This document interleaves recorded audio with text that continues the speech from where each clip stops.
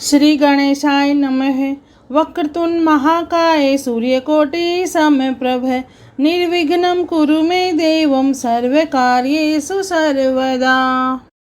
ओम नमो भगवते वासुदेवाय। वैशाख मास सुख से साध्य पाप रूपी ईंधन को अग्नि की भांति जलाने वाला, अतिशय पुण्य प्रदान करने वाला तथा धर्म, अर्थ, काम, मोक्ष चारों पुरुषार्थों को देने वाला है।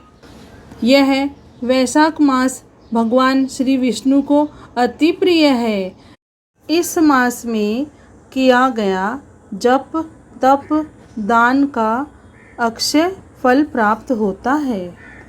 हम रोज एक अध्याय सुनेंगे। वैशाख मास महात्म का 20वां अध्याय प्रारंभ करते हैं। श्रुत कीर्ति कहने लगे कि मुनीश्वर, वैशाख धर्म के महात्म सुनते सुनते मेरी तृप्ति नहीं होती, क्योंकि भगवान विष्णु की कथा सुनकर किसके कान तृप्त होते हैं। मेरे पूर्व जन्म के पुण्य उदय हो गए हैं। मैं आपके मुख से निकले अमृत रूपी वचनों को पान कर मैं कृत्य हो गया हूँ। मुझको मोक्षादि की भी इच्छा नहीं है। आप मुक्ति के दाता भगवान विष्णु को प्रसन्न करने वाले दिव्य धर्मों का उपदेश करते जाइए। इतनी वार्ता सुनकर श्रुतिदेव जी बोले, हे राजन, पापों को नष्ट करने वाली मैं एक और कथा कहता हूँ।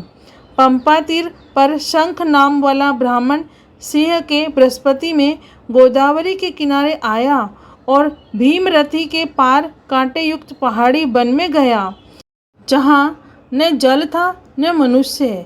वह मध्याह्न के समय वृक्ष की छाया में बैठ गया। उसी समय दुराचारी व सबके प्राणों का घातक एक व्याघ्र वहाँ पर आया और ब्राह्मण के कानों में चमकते हुए सोने के कुंडल देखते ही उसे पकड़ लिया तथा उनके कुंडल, जूते, छतरी, माला, कमंडल सब छीनकर उसे जाने की आज्ञा दी। वह ब्राह्मण उस दुष्ट से छुटकारा पाकर धूप से चलते हुए उस कांटेदार वन में नंगे पैरों प्यासा हाय हाय करता हुआ कहीं ठहरता कहीं चलता चला जा रहा था कि उसके दयायुक्त हाय हाय शब्द सुनकर वह व्याघ्र, जो कठोर हृदय, पापी एवं धर्म विमुख था, उसके हृदय में दया उत्पन्न हुई और उसने अपने मन में सोचा कि इस ब्राह्मण का मैंने सब कुछ हर लिया।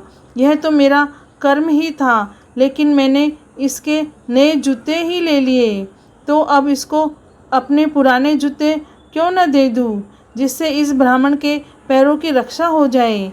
फिर पुराने जूतों की आवश्यकता भी क्या है। ऐसा विचार कर उसने अपने पुराने जूते उस ब्राह्मण को दे दिए।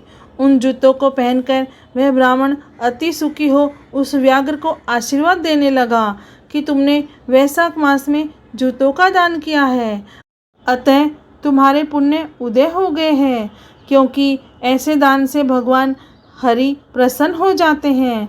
उस ब्राह्मण से इस प्रकार आशीर्वाद सुनकर व्याघ्र विस्मय से कहने लगा कि हे ब्राह्मण देवता, मैंने आपसे ली हुई वस्तु आपको लौटा दी है। इसमें आशीर्वाद की कौन सी बात है। जो आपने वैशाख मास में हरि की प्रशंसा की, सो यह वैशाख मास और हरि कौन है तथा उसका क्या फल है। ऐसे व्याघ्र के वचन सुनकर ब्राह्मण शंख विचारने लगा कि सब कर्मों का फल जन्मांतर में ही मिलता है। अतः ब्राह्मण बोला, हे व्याघ्र, तुमने मुझको पाप नाश करने वाले जूते दान किए हैं। इससे तेरे पूर्व जन्म के पुण्य उदय हो गए हैं। भगवान तुम पर प्रसन्न है। उसी समय मृत्यु द्वारा कल्पित सिंह व्याघ्र के वध के लिए दौड़ता हुआ आया, परंतु बीच में देव कल्पित हाथी को देखकर पहले उसको मारने का उद्योग करने लगा। फिर उस वन में उस सिंह और हाथी का घोर संग्राम हुआ, जिससे वे दोनों थककर गिर गए और एक दूसरे को देखने लगे। सब पापों के नाश करने वाली जो कथा मुनि ने व्याघ्र को सुनाई थी, उन्होंने भी सुनी, जिससे सुनने मात्र से उनके सब पाप नाश हो गए तथा पापों से मुक्त होने के कारण वह पशु योनि को त्याग दिव्य शरीर धारण कर दिव्य विमानों में बैठकर अप्सराओं से सेवित हाथ जोड़कर खड़े हो गए। उस मुनि ने उनसे पूछा कि तुम कौन हो और अकारण इस वन में एक दूसरे को मारने के लिए क्यों उद्यत हुए? तुम्हारी मृत्यु कैसे हुई? यह सब कथा विस्तार पूर्वक हमसे कहिए। वैशाख मास महात्म का 20वां अध्याय पूर्ण हुआ। ओम नमो भगवते वासुदेवाय। जय श्री कृष्ण, जय श्री राम।